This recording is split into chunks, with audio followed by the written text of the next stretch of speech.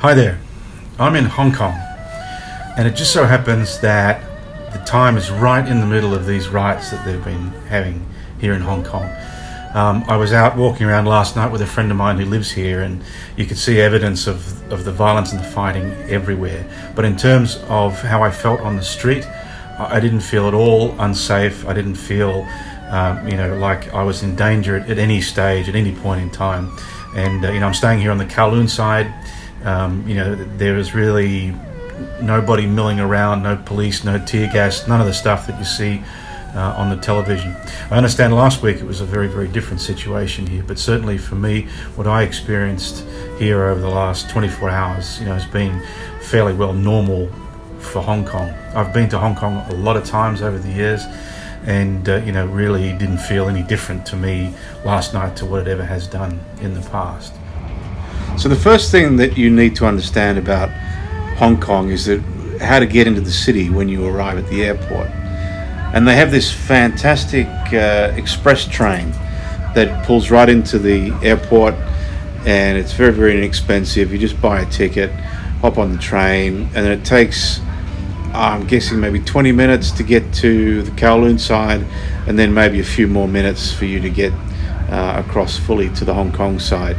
And from the station in Kowloon, there's a free shuttle bus that's part of the service, and it trots around to all of the major hotels on the Kowloon side.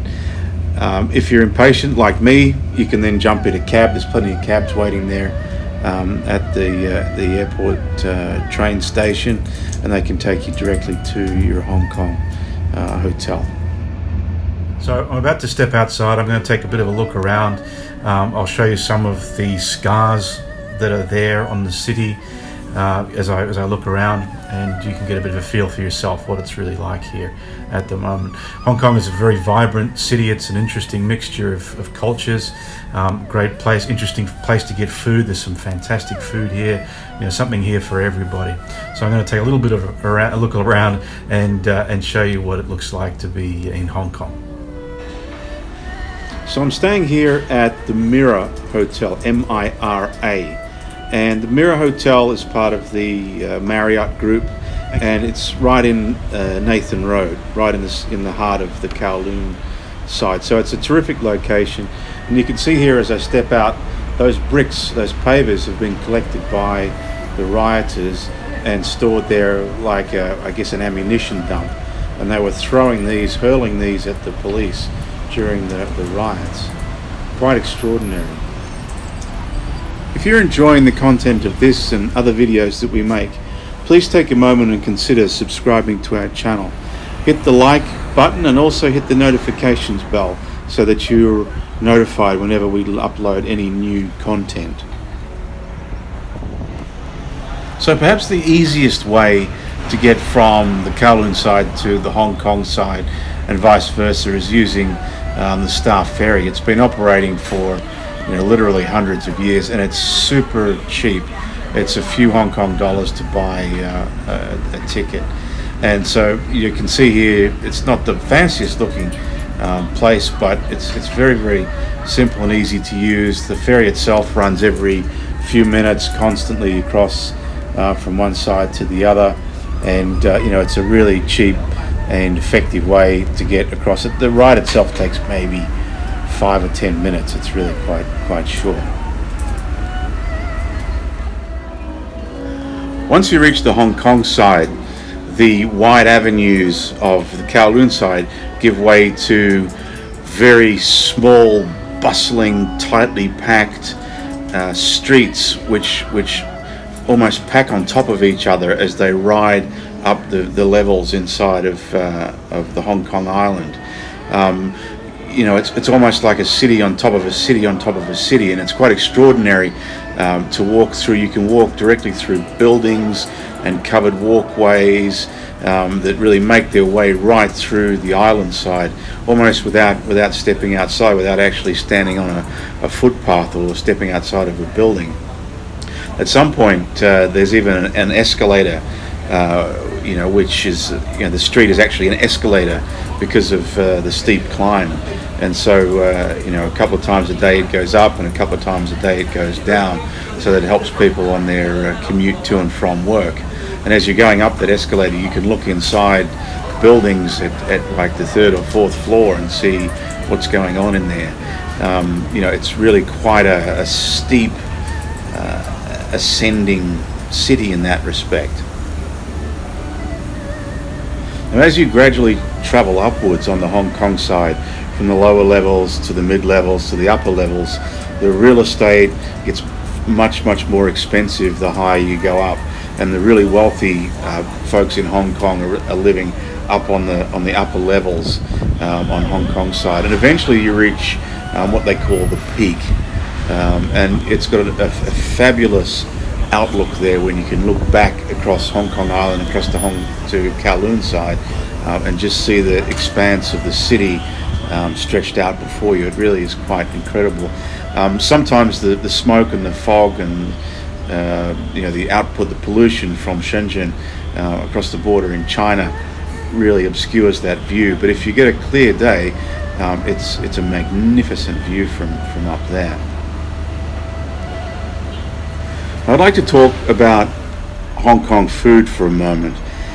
Hong Kong is one of those cities where you've got a very strong influence of a local culture, but also an imported culture, and that of course makes its way through to the food. If you want to have, for example, a very British culinary experience, whatever that means, in Hong Kong, then you're certainly able to do so. There are restaurants and pubs and so on where you can get a very westernized fare, but on the other hand, if you want a very local fare, a very Chinese fare, Cantonese food, there's food stalls, restaurants, cafes, bars everywhere which are selling local food, Chinese food, Taiwanese food, all manner of Asian foods. And it really is there's such a wide range of options there. It's incredible. One of my favorites when I go to China is Peking duck, and there's a restaurant that sits in the Star Ferry terminal. I think it's on the third floor, which serves Peking duck, and that's always been a favorite of mine. But this year, because of the riots and the concerns, I went with a friend of mine to the Eaton Hotel, just behind my hotel on Nathan Road, and they serve a fantastic Peking duck, and we had that for dinner there, and it was really wonderful. You just can't get Peking duck like that outside of China. So here you can see where they've filled in the holes of the bricks that were used to hurl at police, and they've filled these areas in with concrete rather than supply more ammunition for the protesters.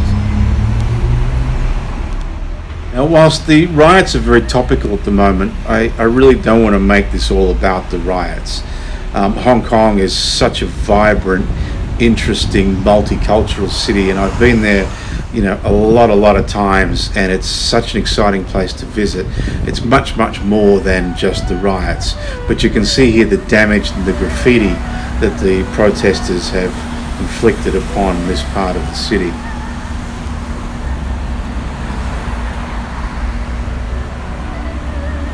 So this area that I'm in now is very difficult for us Westerners to pronounce. Tsim Sha Tsui, TST, is on the Kowloon side, right down the bottom of the mainland, close to the water, close to the island. And this road that I'm just about to turn left into here is Nathan Road, and it's probably one of the main shopping, food, restaurant, shopping mall, hotel areas on the Kowloon side. And you can see how busy it is, all the people here, all the traffic, and it really is an exciting and vibrant area to really hang out in. It's fantastic. So let's put the riots aside for now, and I'm taking you up here to an area a little bit like, I guess, Hong Kong's version of New York's Central Park. It's called Kowloon Park, and they've got these painted steps that you can see heading up here, and it's a nice bit of greenery. On the weekends, people are there doing Tai Chi, doing their exercises, and just hanging out a little bit in the park there. Hong Kong is it's a high-rise city. People live in very densely populated areas, very densely populated buildings, and so Kowloon Park here gives them a little bit of space where they can go and spread out and relax and just enjoy being outdoors with their family and friends. So thank you for watching this video about Hong Kong. Again, if you've enjoyed the content of this video, please take a moment and consider subscribing to our channel and hit the notifications bell so that you don't miss any future content that we load.